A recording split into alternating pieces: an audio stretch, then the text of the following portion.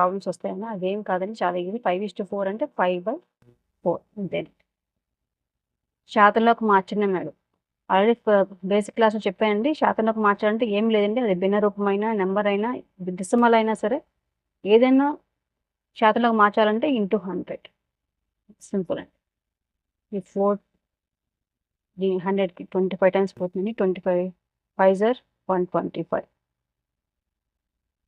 Option D and answer option D answer next question అండి 3.5ను శాతంలోకి మార్చండి సేమ్ అదే 3.5 శాతంలో మార్చండి into 100 is equal to 350%. D answer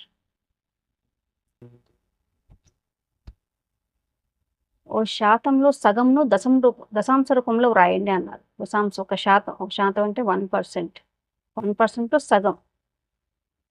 అంటే ఏంటండి హాఫ్ ఇంటూ హాఫ్ దశాంశ రూపంలో రాయమన్నారు ఫస్ట్ దీని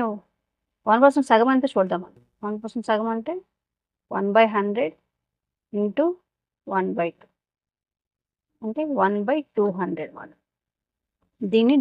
దశాంశ రూపం అంటే డెసిమల్ రూపంలో రాయమని చెప్పారు అంటే దీన్ని ఇప్పుడు 200 1లో ఎన్నిసార్లు పోతుంది 1 200లో ఎన్నిసార్లు పోతుందని చూడాలి ఇది పోదు కదండి 1 200లో 1 ఎన్నిసార్లు పోతుందండి పోదు కాబట్టి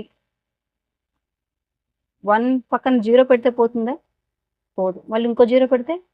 ఇప్పుడు పోదు నెక్స్ట్ 1000 పెడితే ఎప్పుడు